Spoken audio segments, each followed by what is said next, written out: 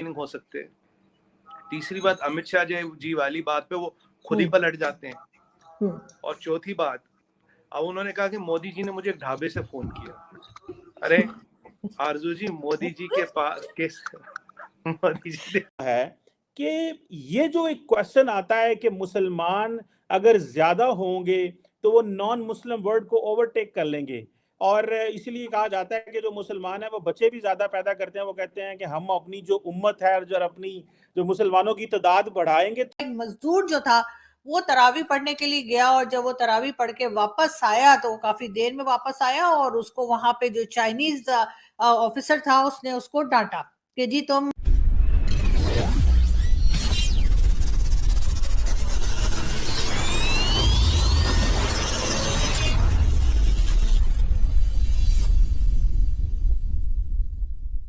Hello दोस्तों, welcome to my YouTube channel अपना हिंदुस्तान।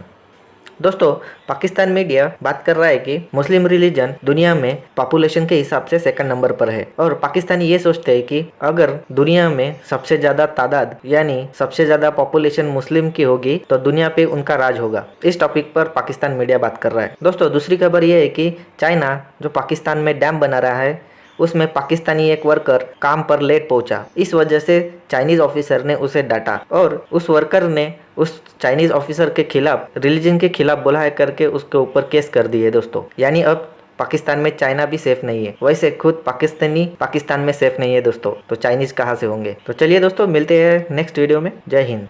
देखते हैं आप इन केस बहुत सारी चीजों का उन्होंने खुलासा किया। उसमें उन्होंने ये भी कहा कि मोदी जी को करप्शन से कोई फर्क नहीं पड़ता, लेकिन ये जरूर कहा कि मोदी जी खुद करप्ट नहीं है, खुद करप्शन नहीं करते, लेकिन अगर कोई दूसरा करता है तो उससे कोई खास उन्हें फर्क नहीं पड़ता।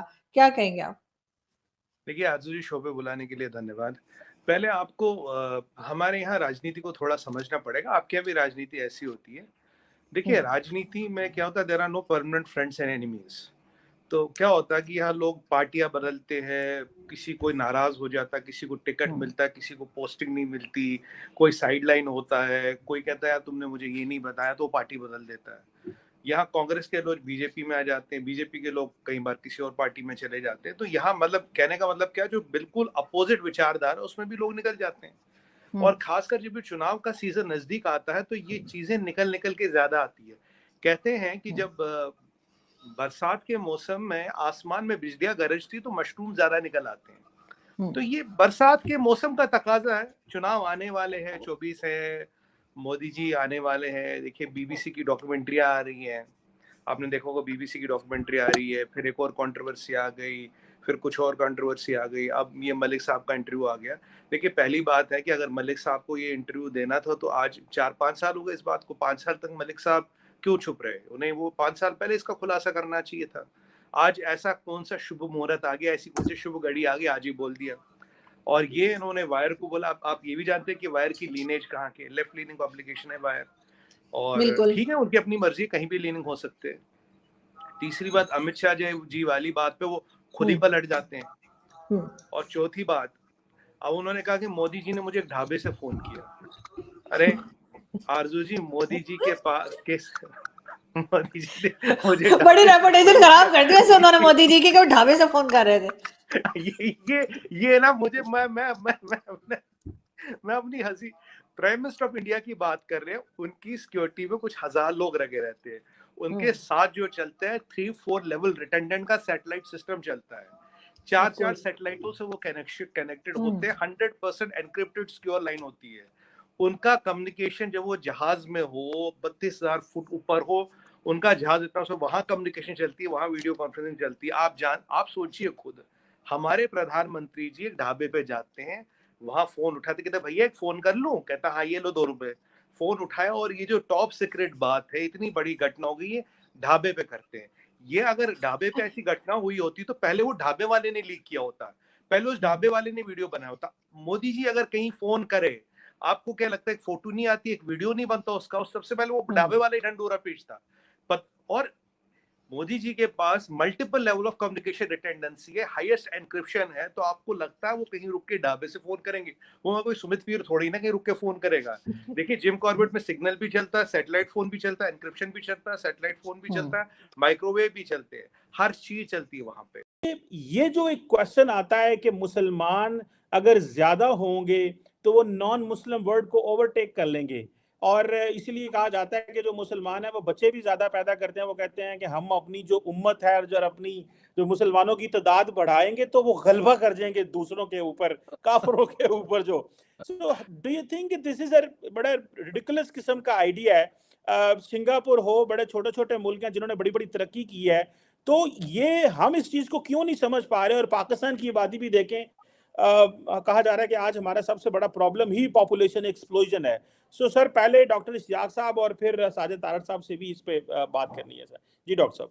देखें, एक सोच में फैलसी यानी जो खराबी होती है ना, उसको एग्जाम्पल के साथ आप देखें। मसलन आप, मैं, साजिद तारड़ साहब हर दफा क्या स्यापा करते हैं कि पाकिस्तान में इतनी लूट मार हो रही है, लोगों का बुरा हाल है। अगर मेजॉरिटी गरीबों की वाकई इस काबिल होती कि वो एक करप्ट छोटी सी माइनॉरिटी को ओवरथ्रो करके और पावर में आ जाए और दुनिया बदल जाए, तो इसी स्केल पे फिर सारी दुनिया के अंदर सिर्फ मेजॉरिटी में होना काफ़ी होता दुनिया को अपना कंट्रोल करने का। England was a small island, उसने सारी दुनिया को डोमिनेट किया है with a very small population.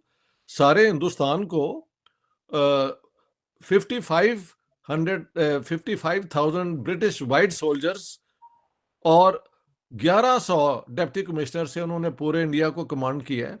तो ये फैलसीज हैं कि अगर हमारे नंबर ज़्यादा होंगे तो हम दुनिया में छा जाएंगे।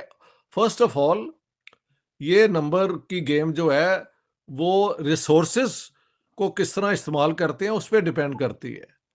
क्या हमने कोई इंडस्ट्री भी साथ साथ लगाई है, वेपन इंडस्ट्री इतनी मजबूत हो जाए कि वो अमेरिकन चाइनीज टेक्नोलॉजी से आगे निकल जाएं, और हमारे ऐसे दुनिया में प्रोडक्ट हों कि बाकी मार्केटें बिल्कुल उनके सामने।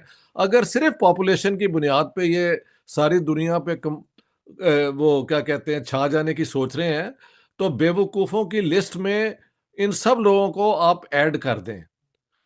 दासू डैम आप सब जानते ही हैं कि उस पे चाइना के साथ काम किया जा रहा है।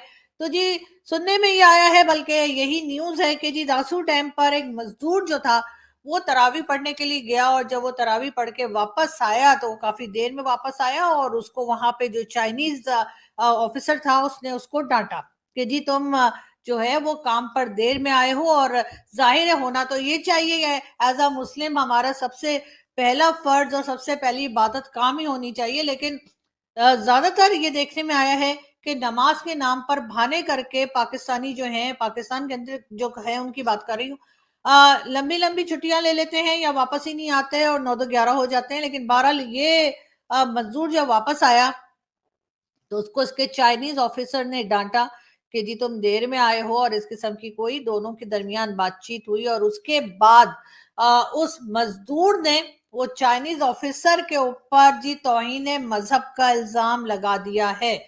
यानी कि अब ये कहा जा रहा है कि जी इसने मेरे रिलीजन को उल्टा सीधा कहा है, और उसके ऊपर एक हंगामा है।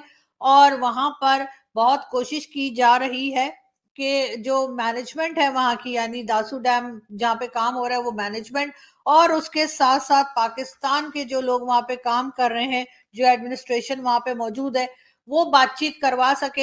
Chima Sahib, the second biggest religion on the planet,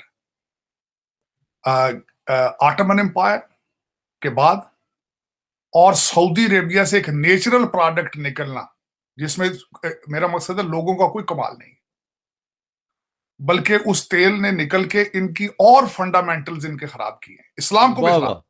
बहुत खूब बात है। इन दो उसके बाद आपकी दुनिया में कोई कंट्रीब्यूशन है तो प्लीज मुझे बताएं, मुझे नजर नहीं आ रही। अगर पॉपुलेशन है द सेकंड बिगेस्ट रिलीजन, मेरा आप सो रहे हैं, आप ड्रंक हैं, आप नशे में हैं, आपकी क्या पोजीशन है दुनिया में? कोई आपकी कोई इन्वेंशन, कोई इनोवेशन, कोई नोबिलिटी, नोबल पीस प्राइज? मुझे बताए ना, मैं चाहता हूं मेरे साथ आर्गू किया जाए। आपकी नहीं सर, देखिए तारड़ साहब वो कहते हैं कि ये सारे उनकी कोई जरूरत नहीं है, ना नोबेल प्राइज की, ना कोई साइंटिफिक ब्रेक थ्रू की, ना कोई इन्वेंशंस की।